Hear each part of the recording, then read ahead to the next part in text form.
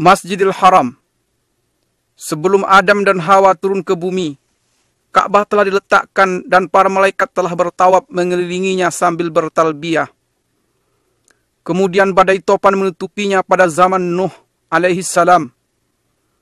Tatkala yang Maha Tinggi dan Kuasa menghendaki manusia kembali kepada cahaya kebenaran, Dia perintahkan Nabi Ibrahim alaihi salam untuk membawa istri beliau Hajar beserta putra beliau Ismail yang masih menyusuh ke lembah kosong yang kering dari air dan buah-buahan.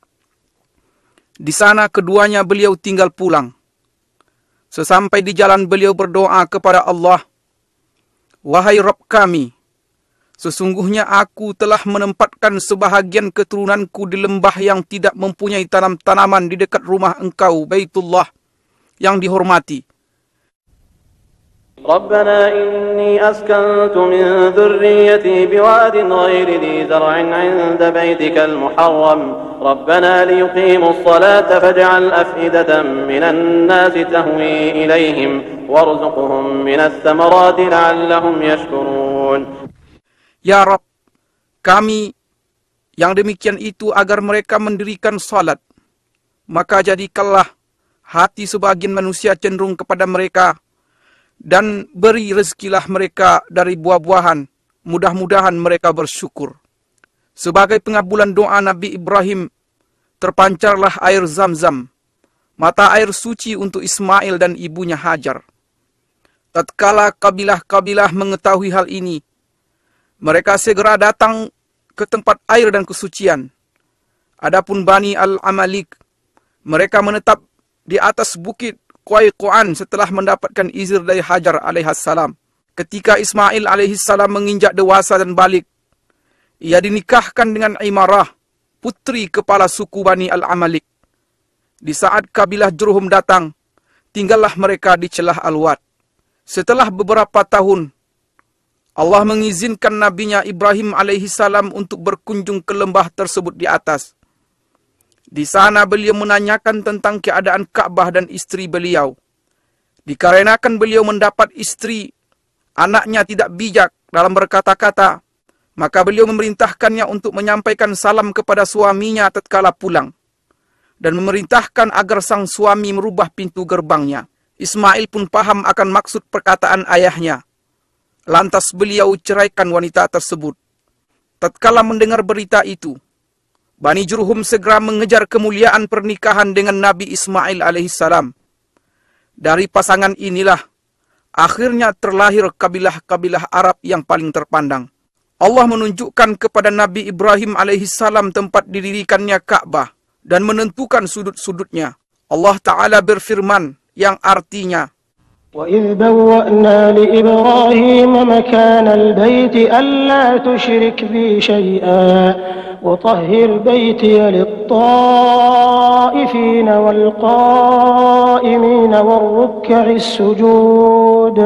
Dan ingatlah ketika kami memberikan tempat kepada Ibrahim di tempat Baitullah dengan mengatakan, janganlah kamu menyekutukan sesuatu pun dengan aku, dan sucikanlah rumahku ini bagi orang-orang yang tawaf, orang-orang yang beribadat, serta orang-orang yang rukuk dan sujud. Nabi Ibrahim dan Nabi Ismail alaihimassalam pun segera memperjelas batas-batas Ka'bah, mensucikan tempatnya dan mendirikan bangunan Ka'bah dari sudut Aswad ke rukun Syamali utara, di mana terletak Hajar Aswad sepanjang 32 hasta, dan dari rukun Yamani ke Hajar Aswad sepanjang 20 hasta, dengan tinggi 7 hasta. Kemudian keduanya meletakkan Hajar Aswad pada tempatnya dan melakukan tawaf dengan berkeliling 7 putaran. Lantas mereka mulai mengajak manusia ke rumah pusaka ini untuk beribadah kepada Allah dan mensucikan diri dari dosa-dosa dunia. Jatuh hatilah umat manusia ke rumah Allah Baitullah ini dan mereka berlomba-lomba untuk mengunjunginya. Allah Ta'ala berfirman yang artinya, وَأَذِّن فِي النَّاسِ بِالْحَجِّ يَأْتُوكَ رِجَالًا وَعَلَى كُلِّ ضَامِرٍ يَأْتِينَ مِنْ كُلِّ فَجٍّ عَمِيقٍ. Dan berserulah kepada manusia untuk mengerjakan haji. Niscaya mereka akan datang kepadamu dengan berjalan kaki dan mengendarai unta yang kurus yang datang dari segenap penjuru yang jauh. Kemudian Nabi Ismail alaihissalam terus mengurusi Baitullah hingga beliau meninggal. Sepeninggal beliau, secara turun-menurun kabilah Jurhum mengurusinya, sampai banjir bandang menjebol bendungan Ma'arif di negeri Sabak pada abad ketiga Masehi, sehingga menghancurkannya dan memaksa kabilah Asad dan Khuza'ah untuk hijrah ke arah utara. Khuza'ah menetap di Mekah setelah mengalahkan Bani Jurhum dan mengusir mereka darinya. Lantas Amru bin Luhai merubah agama Allah yang lurus dan menggantikannya dengan penyembahan patung dan berhala, serta mewajibkan orang-orang yang haji berkorban untuknya. Jadilah tawaf di Baitullah sekedar muka dan tasdiyah, yaitu tepuk tangan dan siulan. Keadaan ini terus berjalan sampai kedatangan Qusay bin Kilab bin Murrah, yang termasuk keturunan Nabi Ismail alaihissalam pada pertengahan abad ke-5 Masehi. Maka kepemimpinan dan pengurusan Mekah pun diserahkan kepadanya. Dengan inilah berawal era Quraisy dan tersebarlah marga-marga Quraisy di penjuru kota Mekah.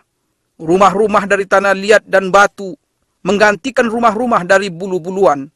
Qusay membuat batasan seluas lingkaran tawaf yang kita kenal sekarang, mendirikan Darun Nadwa dan mengizinkan orang-orang untuk mendirikan bangunan di sekelilingnya.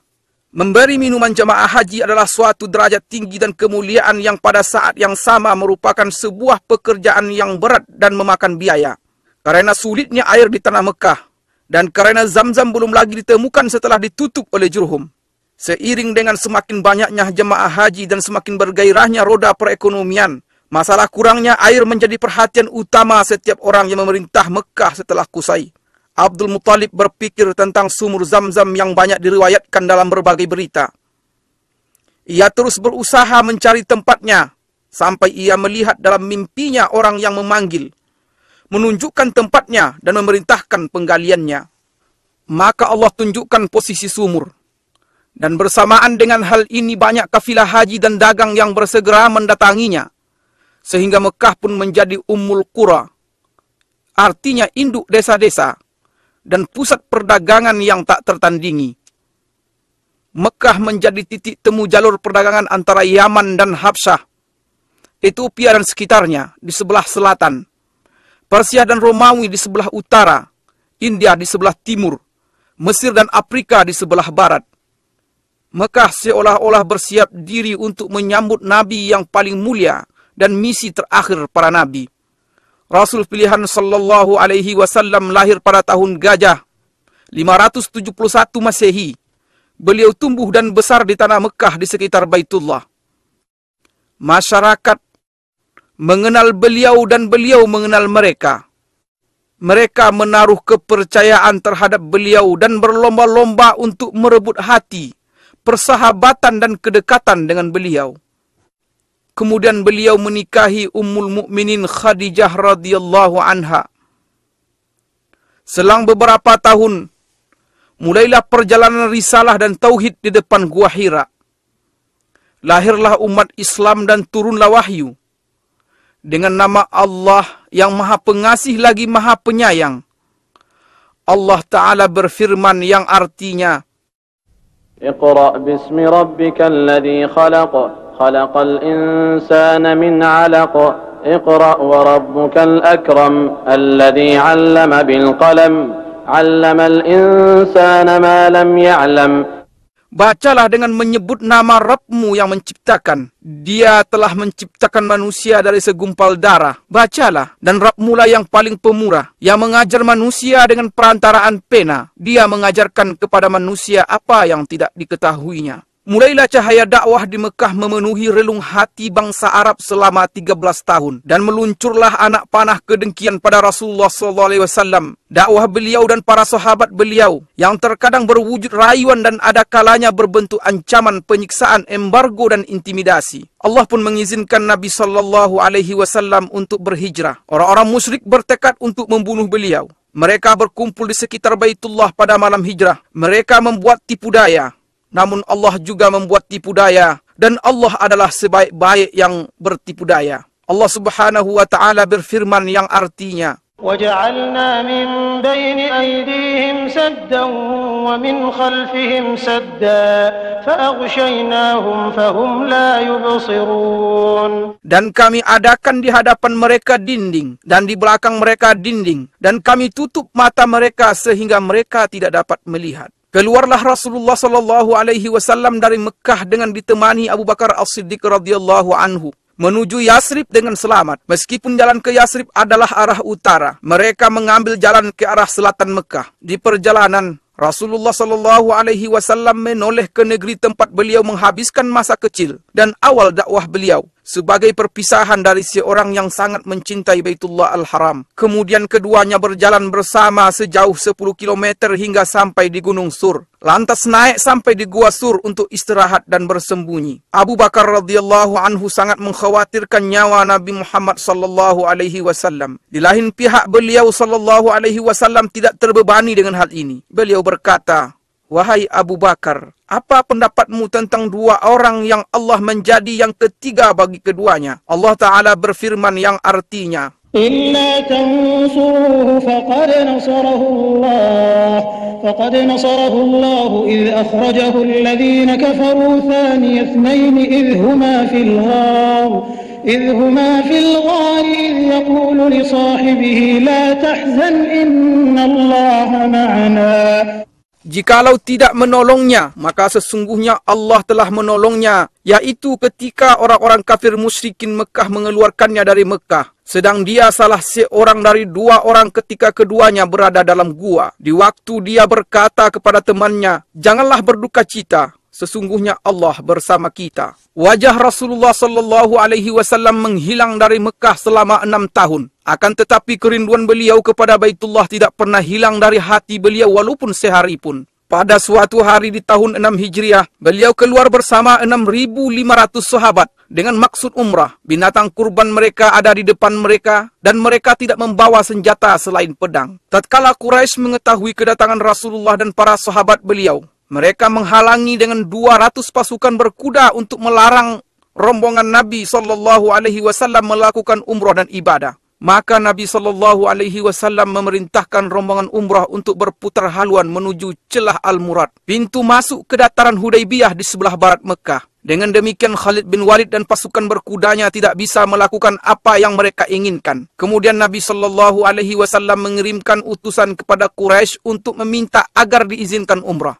Utusan ini kembali dengan terlambat dan diisukan bahwa mereka telah dibunuh agar tersebar desas-desus dan kekacauan. Maka di bawah pohon Ar-Ridwan di Hudaybiyah, penyeru kaum muslimin menyerukan kepada baiat Rasulullah SAW untuk memerangi Quraisy. Kala itu, gentarlah Quraisy dan mereka mengumumkan keinginan mereka untuk berdamai dengan kaum muslimin dengan syarat-syarat yang diterima oleh Rasulullah SAW. Akhirnya kaum muslimin pulang dengan perjanjian Hudaybiyah untuk melakukan umrah pada tahun yang akan datang. Pada tahun ke-8 Hijriah, Quraisy melanggar perjanjian. Maka Rasulullah SAW memerintahkan umat Islam untuk berangkat ke Mekah dalam 4 pasukan. 1 pasukan pembuka, 1 pasukan berputar dari arah bawah Mekah di sekitar Jabal Umar. Pasukan ketiga masuk dari arah barat melalui puncak Bukit Wu'aikan. Dan yang keempat berjalan sejajar dengan Jabal Hindi. Rasulullah SAW memerintahkan pemasangan bendera perang di perbatasan arah depan Masjidil Haram. Akan tetapi penaklukan Mekah berakhir tanpa perang. Dan Mekah pun kembali aman. Kembalilah para ahli ibadah melakukan rutinitasnya di Baitullah dan kembalilah generasi Tauhid di Mekah. Patung dan berhala kesyirikan tumbang di segenap penjuru Mekah. Mulai saat itu Mekah masih terus merasakan nikmat bendera Tauhid La ilaha illallah Muhammad Rasulullah. Kemudian dilakukan lagi pembatasan tanah haram Mekah sebagaimana telah dilakukan oleh Nabi Ibrahim alaihissalam atas petunjuk Jibril alaihissalam.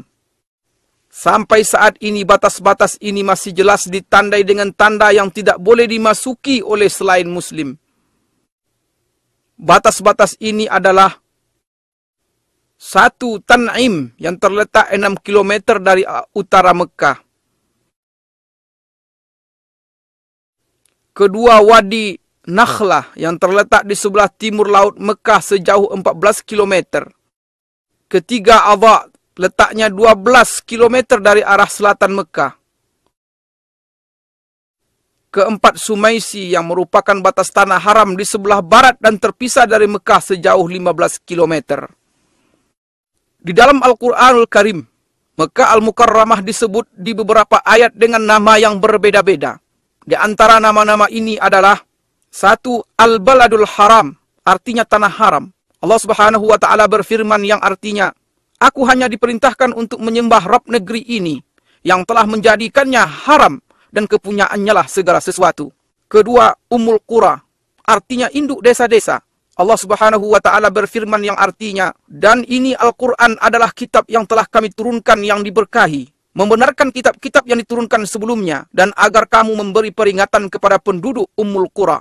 Yang ketiga, Al-Baladul Amin, artinya kota yang aman. Allah Subhanahu wa Ta'ala berfirman yang artinya, demi buah tin dan buah zaitun, dan demi bukit Sinai, dan demi bukit Sinai, dan demi kota Mekah ini yang aman.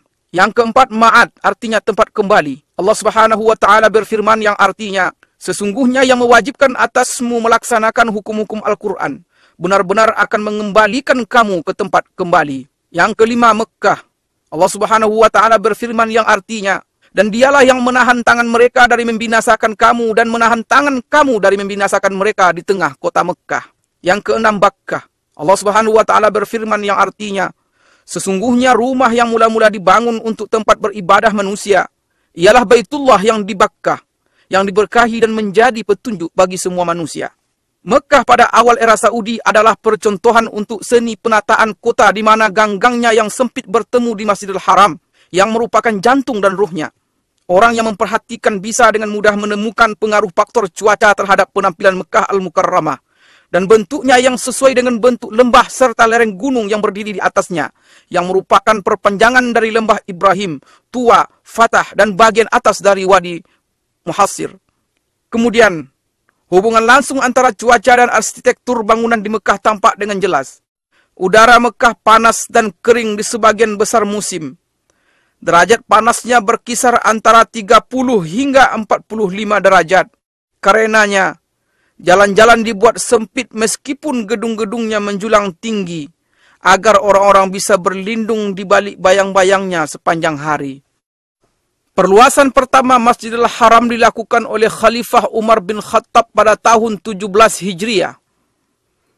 Selanjutnya Utsman bin Affan pada tahun 18 Hijriah. Kemudian berturut-turut berbagai perluasan dan renovasi pada zaman yang berbeda-beda oleh Banu Umayyah, Bani Abbasiyah, Turki Utsmani, dan dinasti Saudi. Perluasan Saudi yang diumumkan oleh Raja Abdul Aziz Al Saud pada tahun 1368 Hijriah adalah peristiwa terpenting selama ini, karena berlangsung selama 20 tahun dan luas Masjidil Haram bertambah menjadi 160.000 meter persegi setelah sebelumnya tidak melebihi 19.000 meter persegi. Masjid terdiri dari 2 lantai yang dilapisi marmer luar dalam. Semua bagian perluasan Turki Utsmani yang lama direnovasi dan disatukan dengan perluasan yang baru. Lingkaran tawaf diperluas sebesar 300% dari luasnya yang lama, dan dilapisi dengan marmer putih yang tidak menyerap panas. Pintu-pintu masuk sumur Zam-Zam dipindahkan, dan pintu Ka'bah yang mulia diganti dengan pintu berlapiskan emas murni yang beratnya mencapai 286 kg. Perluasan juga mencakup Mas'a di antara Safa dan Marwah yang dibangun 2 tingkat. Pelayan 2 tanah haram Raja Fahad bin Abdul Aziz menambahkan beberapa tambahan penting dalam perluasan ini, yang mencakup pembangunan 6 jembatan di Mas'a dan sejumlah tangga listrik bergerak yang digunakan untuk naik ke tingkat atas. Juga perbaikan bagian atas masjid agar bisa digunakan untuk sholat dalam keadaan darurat. Pada masa ini, di mana jumlah umat Islam mencapai 1 miliar jiwa dan transportasi begitu mudah bagi jutaan di antara mereka, perluasan Masjidil Haram dan Masjid Nabawi memiliki arti penting yang tidak ada tandingannya sepanjang sejarah. Perluasan yang dilakukan pelayan dua tanah haram Raja Fahad bin Abdul Aziz adalah jawaban langsung dalam menyambut jumlah jamaah haji yang terus bertambah. Maka pada tanggal 2 Safar 1409 Hijriah, pelayan dua tanah haram meletakkan batu pertama proyek perluasan Masjidil Haram di Mekah Al-Mukarramah dengan anggaran sebesar 6,8 miliar rial Saudi dan mencakup halaman Suq Saghir, yaitu pasar kecil di sebelah barat masjid. Desainnya dibuat melengkapi masjid yang sekarang dari segi eksterior dan bentuk arsitektur secara umum. Bangunan perluasan ini meliputi 1 pintu gerbang utama, 14 pintu kecil ditambah pintu-pintu masuk yang ada sekarang.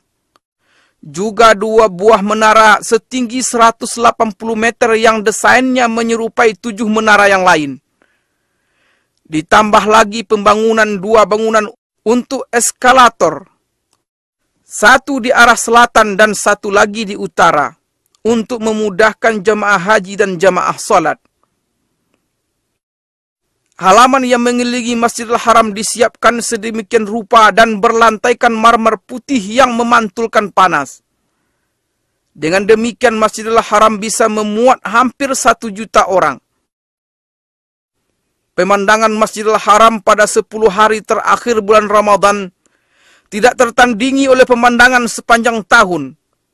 Karena pada saat itu ada salat tarawih dan tahajud, di mana tangan-tangan menengadah dengan khusyuk, hati-hati yang penuh harap dan air mata yang tertumpahkan, semua mengharap ampunan Tuhan.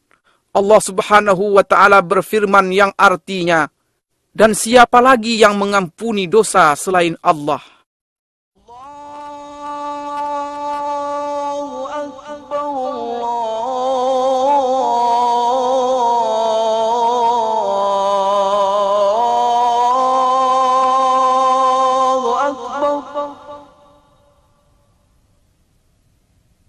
Asyhadu an la ilaha illallah.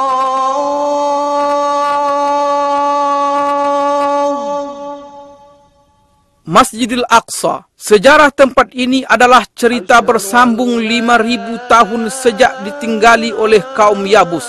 Kemudian penduduk keturunan Kan'an yang berdarah Arab turun-temurun menempatinya dan menjadi bagian yang tak terpisahkan dari tanah ini. Di sini mereka menemukan ketenangan dan keamanan. Mereka pun menganugerahi tempat ini peradaban dan seni. Dan tempat ini membalas dengan aliran kebaikan dan barakah seolah-olah seperti pohon zaitun yang merupakan simbol cinta dan anugerah. Sepanjang masa ini, kota ini telah mengalami lebih dari 25 peperangan yang semuanya bisa dilewati. Dan kota ini beserta penduduknya yang baik tetap bertahan dan menjadi simbol sejarah serta peradaban manusia. Kota ini berbeda dari kota-kota yang lain.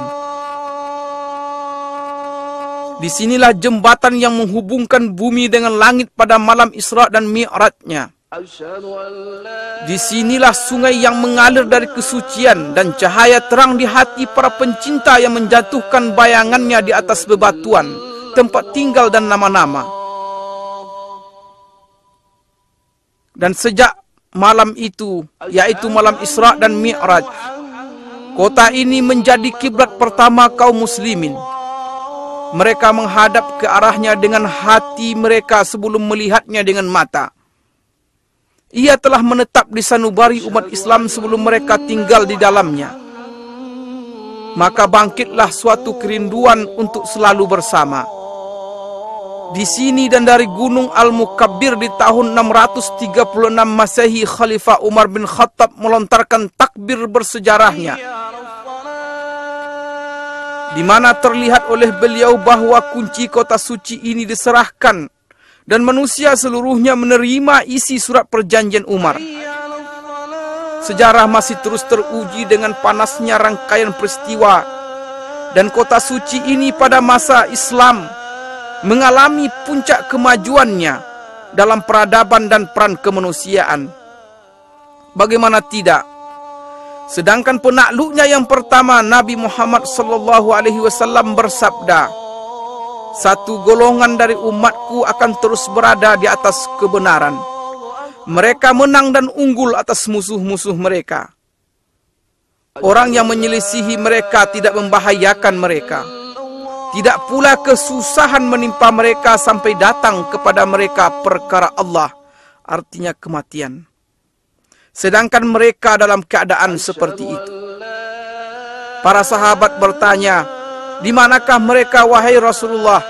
Beliau menjawab, di Baitul Maqdis dan sekitarnya.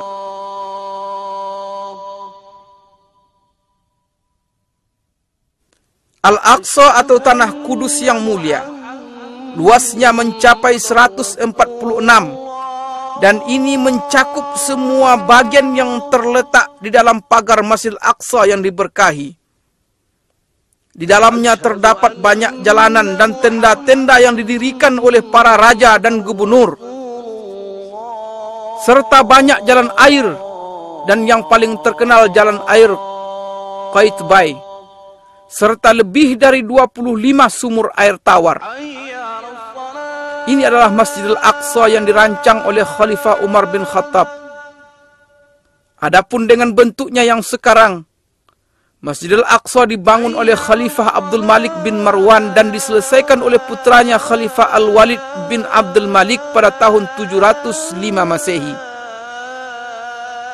Dahulu Masjidil Aqsa diterangi dengan 1.700 lampu. Orang-orang yang tak bisa mengunjunginya mengirimkan minyak untuk menghidupkan lampu-lampu ini.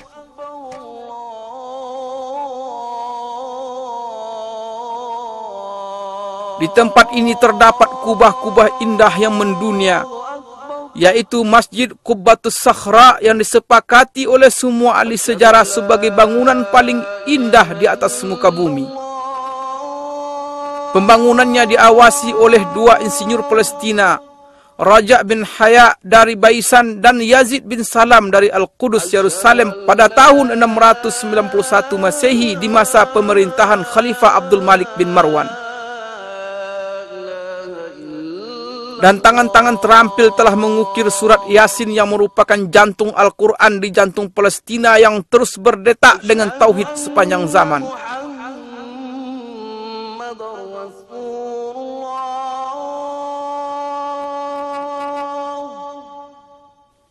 Masjidil Aqsa memiliki 10 pintu, dan kota Al-Qudus yang sekarang disebut dengan Al-Baldah Al-Qadimah, artinya kota lama, memiliki 7 pintu. Ini di luar beberapa pintu masjid dan pintu kota yang ditutup. Pagar kota Al-Qudus yang bersejarah telah dicoba diruntuhkan lebih dari 17 kali, namun selalu bisa segera tegak kembali. Renovasi terakhir dilakukan pada masa Sultan Sulaiman Al-Qanuni di tahun 1536 Masehi. Al-Qudus dikelilingi oleh 4 menara tinggi dan 34 menara biasa. Di sini, di setiap jengkal dan pojok terdapat barakah, ketinggian dan keindahan menara-menara yang ramah dengan panggilan langit. Kubah-kubah yang tersohor di jalan-jalan ketinggian. Mihrab-mihrab yang salat di dalamnya tidak menunjukkan selain kesucian. Dan tempat-tempat duduk yang mengingatkan kepada orang-orang berbudi. Pada tanggal 30 Juli 1980 Masehi, Perdana Menteri Israel dengan kesepakatan partainya mengeluarkan keputusan menjadikan Al-Qudus sebagai ibu kota Israel untuk selamanya. سندافع عن المدينة الثالثة في الإسلام بكل ما تستطيع ولن تبخل عليها بدم. Kita akan pertahankan kota ketiga Islam ini dengan segala kemampuan dan tidak akan keberatan untuk menumpahkan darah karenanya. Di saat umat Islam kehilangan ingatan, saat itulah Al-Qudus akan hilang. Dahulu selama 100 tahun Masjidil Aqsa dirubah menjadi perkantoran. Masjid Qubbatus Sakhra dirubah menjadi gereja. Musalla Al-Marwani menjadi kandang kuda. Suara azan tak terdengar lagi. Hingga Allah berkehendak menyiapkan orang yang mengeluarkan kota yang berharga ini dari kotoran, kelaliman dan penjajahan. Datanglah Salahuddin Al-Ayyubi memasuki Al-Qudus setelah perang Hittin pada tahun 1187 Masehi dengan mengangkat bendera tauhid untuk bersujud bersamanya pasukan penakluk yang berjaya mengalahkan berbagai rintangan yang telah menghalangi junjungan kita Nabi Muhammad SAW dan kejayaan beliau.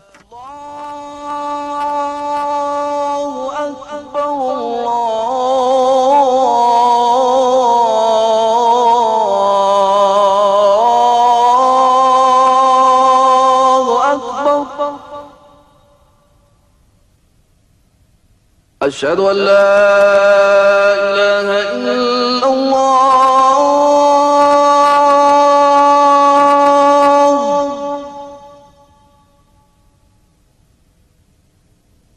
Asyhadu an la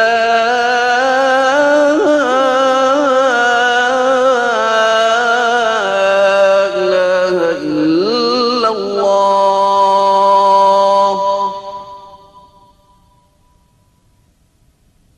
Asyhadu anna Muhammadar Rasulullah.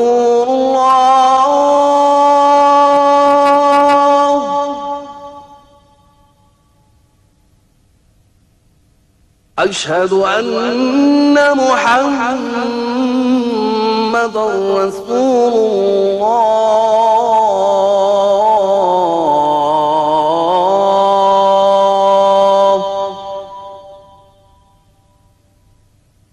Hayya 'alas salat.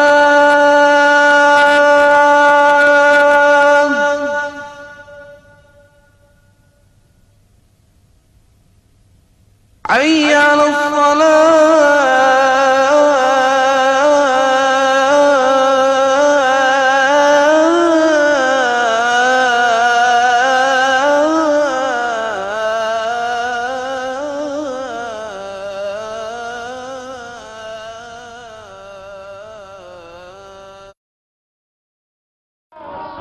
Kota Madinah di antara sejarah dan kemajuan.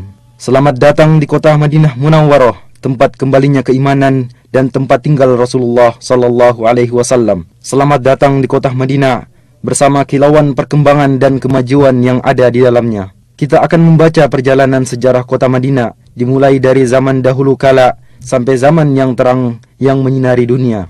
Nun jauh di sana, di masa generasi keempat dari keturunan Rasulullah Nuh alaihi salam, sebuah gerombolan dari negeri Babil keluar untuk mencari tempat pemukiman baru, yang pada akhirnya mereka mendapatkan sebuah lahan subur yang terlindung oleh gunung-gunung dan bebatuan gunung berapi yang ada di sekitarnya. Kemudian mereka menetap di tempat itu.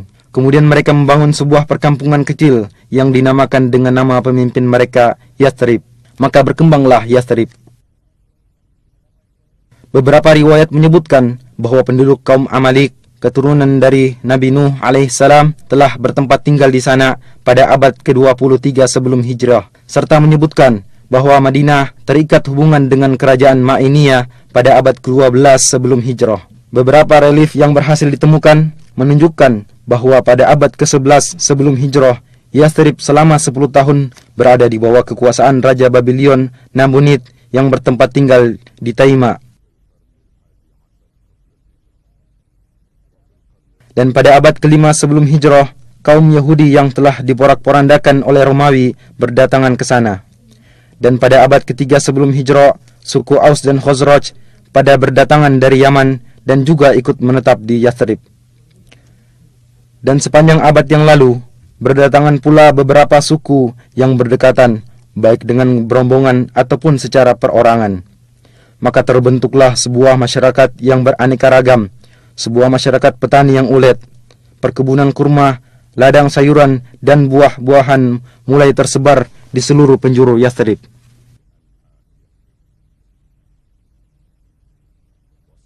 Sehingga kafilah-kafilah dagang yang berpindah-pindah antara negeri Syam dan Yaman singgah di sana untuk membekali diri dengan airnya yang jernih dan kurmanya yang istimewa, serta untuk melakukan tukar-menukar barang dagangan dengan penduduknya. Dan pada tahun 120 sebelum hijrah terjadi sebuah peperangan antara suku Aus dan Khazraj yang semua itu tidak lepas dari muslihat dan tipu daya kaum Yahudi. Peperangan yang terjadi berkali-kali yang dikobarkan oleh rasa iri dan dendam menjadikan kehidupan menjadi kacau dan menyebabkan kebanyakan orang merasa jemu dengan keadaan yang ada, sehingga mereka dengan penuh rasa sabar menunggu terjadinya sebuah perubahan. Benih jalan keluar dan perubahan mulai muncul pada tahun ketiga sebelum hijrah, ketika pada musim haji beberapa orang dari suku Khazraj bertemu dengan Rasulullah sallallahu alaihi wasallam. Kemudian beliau sallallahu alaihi wasallam mendakwai mereka untuk memeluk agama Islam dan membacakan beberapa ayat-ayat Al-Qur'an kepada mereka. Akhirnya sebagian mereka mengatakan kepada sebagian yang lainnya, "Wahai kaumku, ketahuilah demi Allah, sungguh dia adalah nabi yang dijanjikan oleh orang-orang Yahudi dan jangan sampai mereka mendahului kalian kepadanya." Kemudian mereka berkata kepada Rasulullah sallallahu alaihi wasallam, "Kami tinggalkan kaum kami dan di antara mereka sedang terjadi permusuhan dan perpecahan yang sangat dahsyat. Mudah-mudahan Allah subhanahu wa ta'ala denganmu mempersatukan mereka." Kemudian mereka kembali ke kota Yathrib dalam keadaan beriman. Pada tahun berikutnya 10 orang dari suku Khazraj dan 2 orang dari suku Aus berjumpa dengan Rasulullah sallallahu alaihi wasallam. Kemudian mereka menyatakan keislaman dan membaiat Rasulullah baiat Aqabah pertama. Rasulullah sallallahu alaihi wasallam mengutus Mus'ab ibnu Umair bersama mereka untuk mendakwai penduduk Yathrib, baik di rumah-rumah mereka atau di perkebunan untuk memeluk agama Islam. Dan akhirnya berkat usahanya sebagian mereka mendapatkan hidayah, di antaranya sebagian pemimpin suku Aus dan Khazraj. Pada musim haji berikutnya 70 orang berangkat menemui Rasulullah sallallahu alaihi wasallam untuk membaiat beliau pada baiat Aqabah kedua. Mereka mengajak Rasulullah sallallahu alaihi wasallam dan para sahabatnya untuk berhijrah dari Mekkah ke Madinah untuk bersama-sama membangun masyarakat Islam pertama. Kemudian kaum muslimin mulai berhijrah menuju kota Madinah. Berikutnya Rasulullah sallallahu alaihi wasallam dan sahabatnya Abu Bakar As-Siddiq berangkat berhijrah, yang mana beliau bagaikan bulan purnama yang datang menerangi kota Madinah.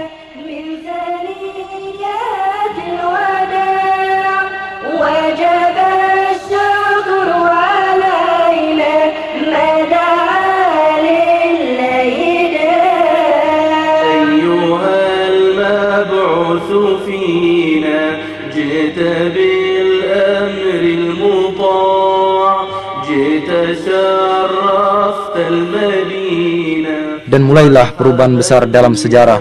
Segala sesuatu berubah. Namanya berubah dari Yathrib menjadi Madinah. Di samping itu, dia juga masih memiliki nama-nama lain yang menunjukkan akan kedudukannya yang agung, seperti Thayyibah, Tobah, dan Ad-Dar. Keyakinan manusia berubah dari pengagungan terhadap berhala menjadi Islam.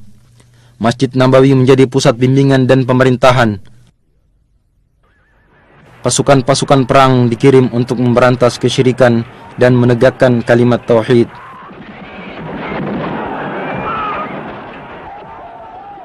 Pada tahun kedua Hijriah, di tempat sejauh 160 km dari kota Madinah, terjadi perang Badar. Kaum musyrikin berhasil dikalahkan, bahkan pembesar dan pemimpin mereka terbunuh, sehingga menimbulkan niat dari mereka untuk membalas dendam. Dan pada bulan Syawal tahun ketiga Hijriah, mereka menuju ke kota Madinah. Kedua belah pihak bertempur di bawah gunung Uhud. Kaum muslimin berperang dengan gagah berani. 70 orang dari mereka gugur syahid, di antaranya Hamzah paman Rasulullah sallallahu alaihi wasallam. Dan akhirnya kaum musyrikin mundur dan kembali ke kota Mekkah. Dan pengiriman pasukan dan peperangan yang terus-menerus menyebabkan kaum musyrikin tersakiti, sehingga suku Quraisy bersekutu dengan suku musyrikin lainnya. Dan pada tahun kelima Hijriah, mereka kembali berangkat menuju ke kota Madinah dengan harapan mampu menghancurkan masyarakat Islam.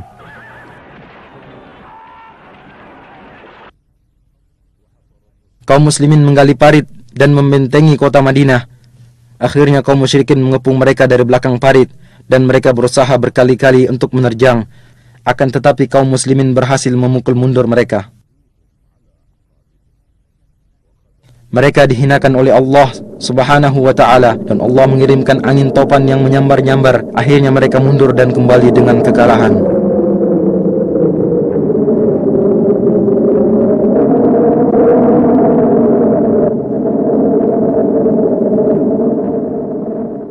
sepanjang masa Nabi sallallahu alaihi wasallam, kemudian zaman Khulafaur Rasyidin, Madinah merupakan ibu kota negara Islam yang luas. Kaum muslimin datang berduyun-duyun ke kota Madinah untuk bertemu dengan Rasulullah sallallahu alaihi wasallam dan para Khulafaur Rasyidin setelah beliau, serta menunaikan solat di Masjid Nabawi.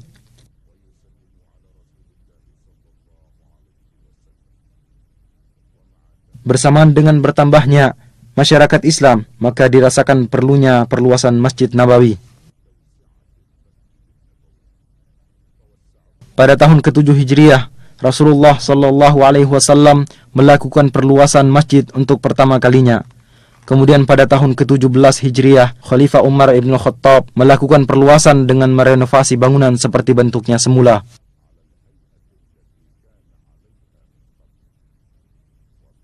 Pada tahun 30 Hijriah, Khalifah Uthman ibn Affan merenovasi bangunan dengan menggunakan batu berukir dan memperluas areal masjid. Dan di Masjid Nabawi diatur pasukan-pasukan untuk berdakwah dan membuka wilayah. Maka agama Allah menyebar di segenap penjuru Jazirah Arab dan di Syam, Irak, Mesir, serta bagian utara benua Afrika.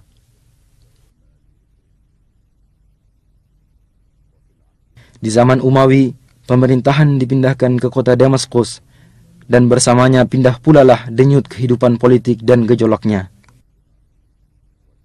Madinah telah menjadi sebuah wilayah pemerintahan yang tenang. Ladang dan perkebunan semakin banyak, sampai-sampai terlihat di sekitar Wadi Aqiq tiada lagi tempat untuk bangunan. Keadaan terus berjalan seperti ini sampai pertengahan dinasti Abbasiyah, di mana pada permulaannya muncul Imam Malik ibnu Anas rahimahullah. Kemudian banyak orang dari berbagai penjuru datang untuk belajar di majelisnya, di antaranya Imam Asy-Syafi'i rahimahullahu ta'ala.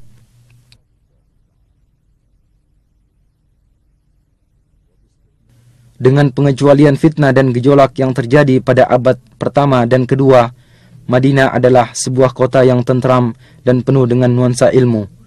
Kaum muslimin berbondong-bondong datang ke kota Madinah untuk menunaikan solat di Masjid Nabawi.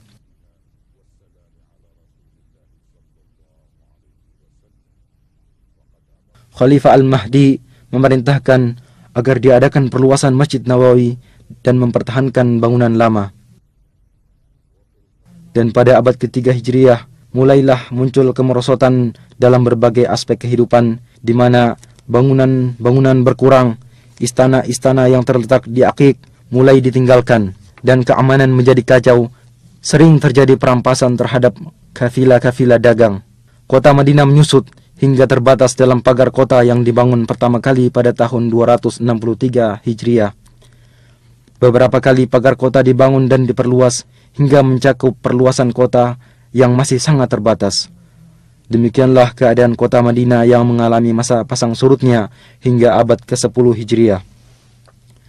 Pada tahun 578 Hijriah, di saat perang salib sedang berkecamuk, salah seorang pemimpin salib yang bernama Arnaud mengirimkan sebuah pasukan dengan menggunakan kapal. Mereka bersembunyi-sembunyi menuju ke Laut Merah, kemudian mendarat di Yambo, kemudian menuju ke kota Madinah. Maka pasukan Salahuddin Al-Ayyubi rahimahullah mengejar mereka dan akhirnya berhasil menghadang mereka dalam jarak perjalanan 1 malam dari kota Madinah.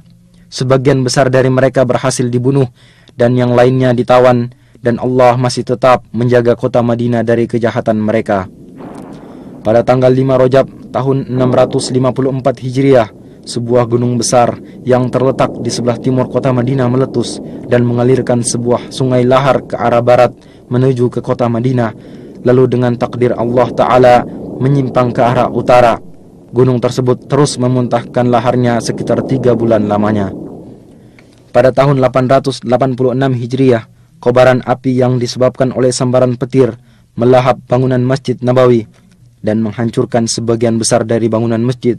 Akan tetapi kamar Nabi selamat dari lalapan api. Kemudian atas dana dari Sultan Qutbai, bangunan Masjid Nabawi dikembalikan lagi. Sebagaimana juga dibangun beberapa sekolahan dan tempat-tempat belajar mengaji yang mengumpulkan ulama, para penuntut ilmu, dan orang-orang yang tinggal berdekatan. Pada abad ke-10 Hijriah, kota Madinah mulai dikuasai oleh dinasti Utsmani yang berlangsung selama 4 abad, yang di sela-selanya kota Madinah menyaksikan berbagai kejadian yang bermacam-macam, di antaranya yang paling besar, pembaharuan pagar kota dan dibangunnya sebuah benteng yang kokoh lagi luas, dan ditugaskannya beberapa satuan pasukan guna menjaga keamanan. Dan sungguh penduduk Madinah telah mendapatkan manfaat dari hal tersebut. Keamanan terjaga, perampokan kafilah dagang menjadi berkurang.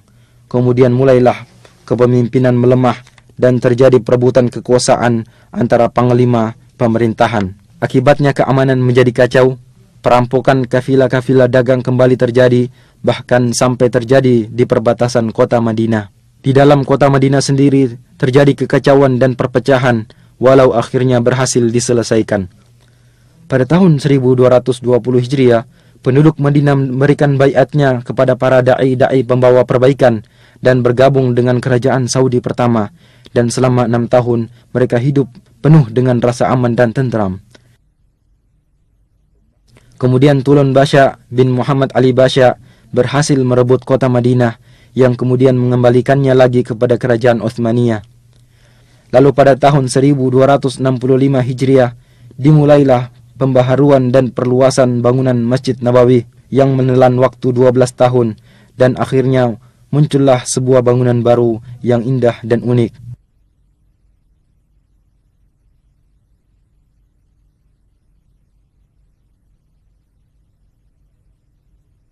Pada tahun 1318 Hijriah, kota Madinah dihubungkan dengan kota Istanbul melalui sebuah stasiun radio yang besar dan kuat, serta mampu berhubungan dengan stasiun-stasiun radio lainnya.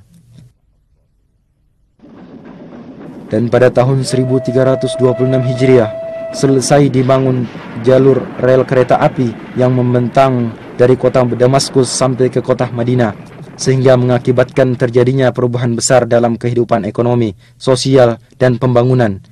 Jumlah penduduk meningkat dari 10.000 menjadi 80.000. Kegiatan dagang berkembang pesat dan kekayaan melimpah.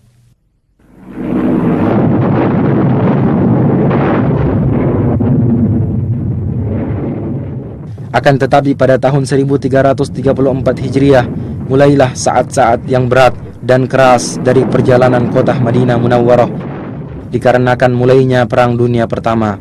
Pemimpin pasukan Utsmaniyah Fakhri Basha mengerahkan pasukan dalam jumlah besar di dalam kota Madinah dan di sekitarnya, serta membangun benteng-benteng di sekelilingnya. Pasukan Asy-Syarif Hussein beserta sekutunya mengadakan perlawanan guna menguasai kota Madinah dan membujuk penduduk Madinah untuk keluar dari Madinah, dan sebagian besar dari yang tersisa dipaksa untuk berhijrah, sehingga rumah-rumah dan perkampungan menjadi kosong dari penghuninya. Selama 3 tahun, orang-orang yang masih menetap tinggal di dalamnya diblokade, sehingga mereka mengalami kelaparan dan kekurangan pangan. Penderitaan ini berhenti dengan runtuhnya dinasti Utsmaniyah dan keluarnya pasukan Utsmaniyah dari kota Madinah pada tahun 1337 Hijriah. Dan orang-orang Bani Hashim menerima tampuk kepemimpinan atas kota Madinah. Maka selang beberapa waktu, kota Madinah kembali memulai sebagian gerak kehidupannya. Madinah menjadi sebuah negeri yang kecil, penduduknya tidak lebih dari 15.000 jiwa.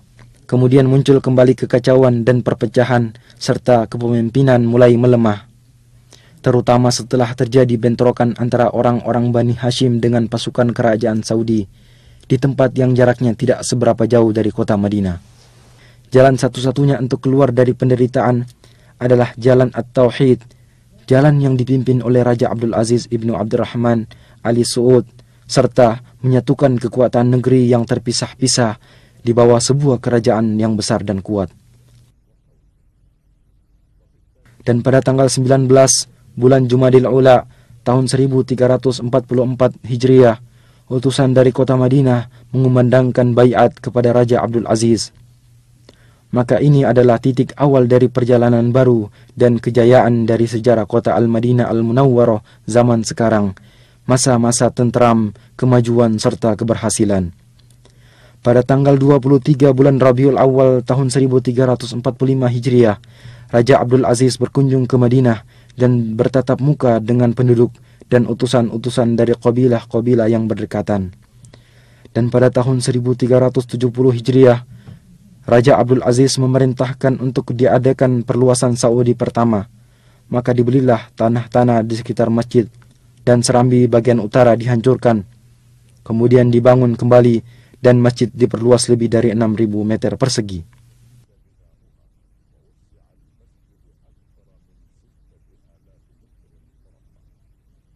Maka tampillah sebuah bangunan baru lagi indah yang serambinya menampung ribuan jamaah solat.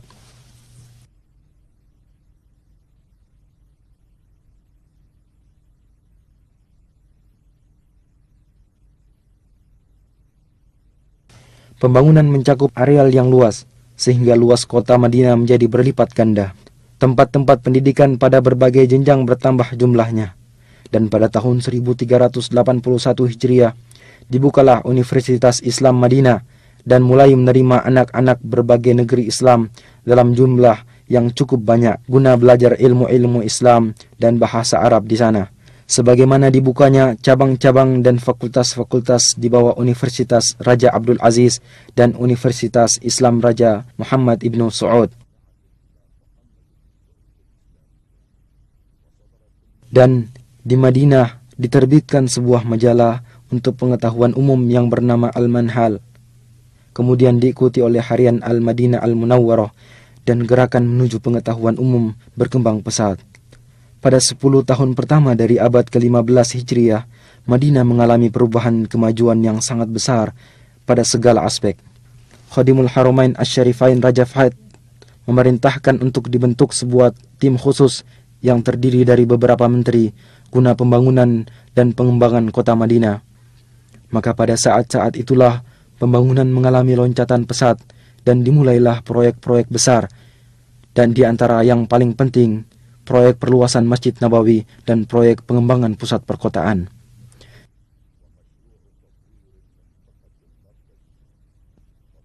Dan pada tanggal 15 bulan Safar tahun 1405 Hijriah, Khadimul Haramain Asy-Syarifain meletakkan batu pertama untuk proyek tersebut, maka dimulailah pekerjaan pembangunan besar ini.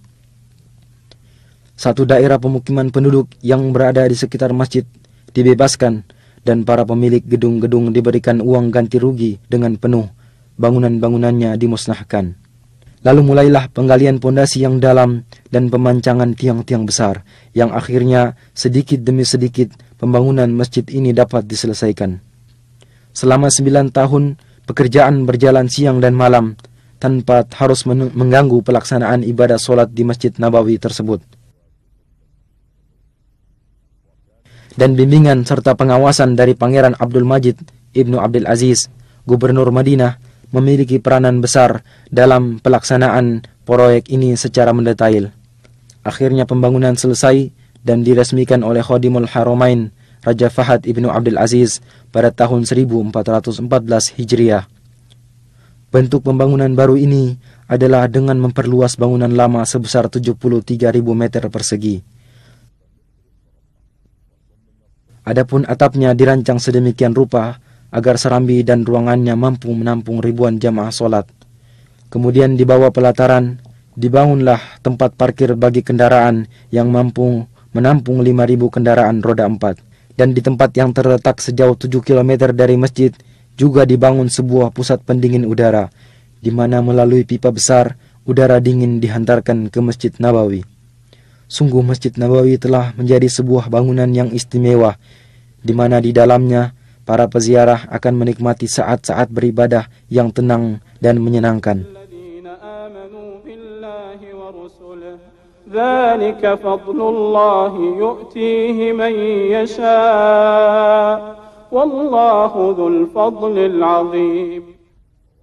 Sebuah proyek besar lain, yaitu proyek pengembangan pusat kota, mengiringi perluasan Masjid Nabawi ini.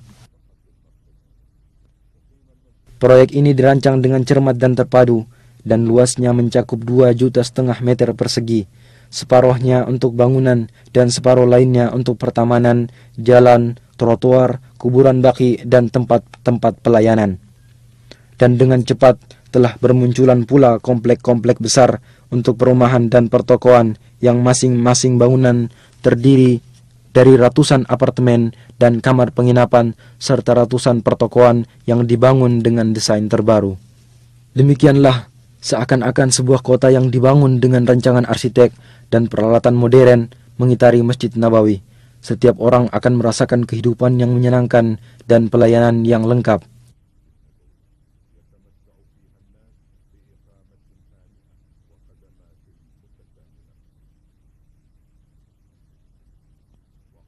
Di samping itu, masih ada proyek lain, yaitu proyek pembangunan dan perluasan masjid-masjid bersejarah. Dan yang paling pertama adalah masjid pertama kali dibangun dalam sejarah Islam, yaitu Masjid Quba. Maka Masjid Quba dihancurkan, kemudian dibangun bangunan Masjid Quba yang baru dengan tetap mempertahankan arsitekturnya yang asli. Luasnya ditambah dengan luas halaman luar mencapai 13.500 meter persegi. Daerah sekitarnya diatur sedemikian rupa, sehingga dalam bentuknya yang baru, Masjid Quba menampakkan ciri khasnya tersendiri.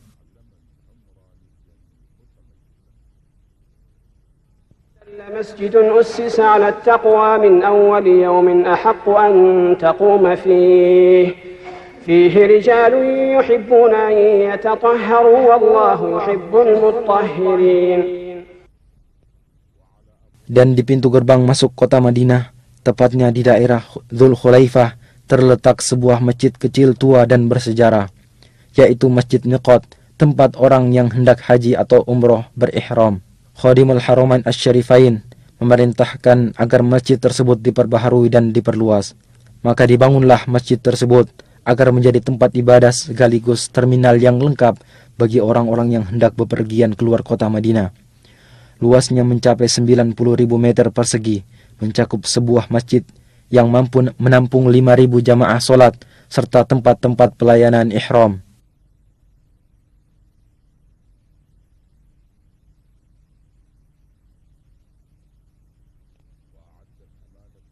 Dinas Tata Kota Madinah membuat perencanaan kota yang membagi kota atas 3 lapis lingkaran.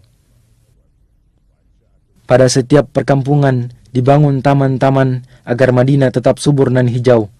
Keanggunan model yang melengkapi keagungan isi akan semakin menampakkan norma-norma keimanan yang diemban oleh kota ini sepanjang sejarah. Sementara itu, orang yang bertempat tinggal di dalamnya atau berziarah ke sana akan mendapatkan manisnya iman, tempat tinggal yang tenteram, serta ketenangan jiwa. Dan di antara tanda-tanda kemajuan yang menunjukkan akan ciri khas kepribadian sejarah serta norma-norma keimanan Madinah Munawwarah, percetakan kitab suci Al-Quran, markaz ilmu dan percetakan terbesar di dunia yang dikhususkan untuk pelayanan Al-Quranul Karim.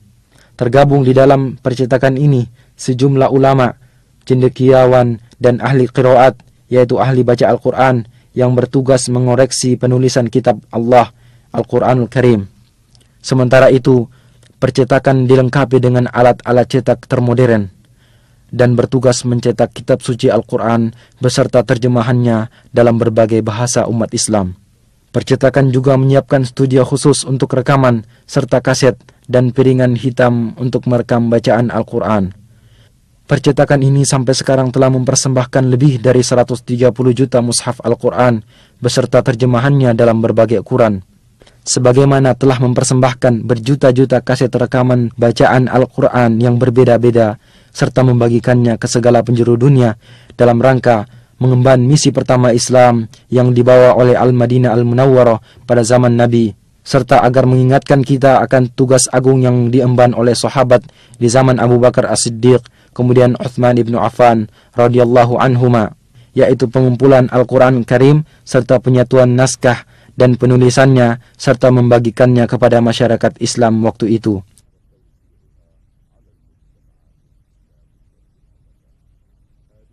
Ini semua adalah tanda-tanda dari kepribadian Al-Madinah Al-Munawwarah agar selalu mengemban kehormatan ini, kehormatan melayani kitab Allah Ta'ala, agar kecintaan terhadap kota Madinah selalu berada dalam sanubari setiap muslim sebagai realisasi atas doa Rasulullah sallallahu alaihi wasallam, "Ya Allah, jadikanlah kami cinta terhadap Madinah sebagaimana cinta kami terhadap Makkah atau lebih. Ya Allah, berikanlah keberkahan pada kota Madinah kami dan semoga Allah selalu melimpahkan solawat dan salamnya atas Nabi Muhammad, keluarga, dan sahabat-sahabatnya.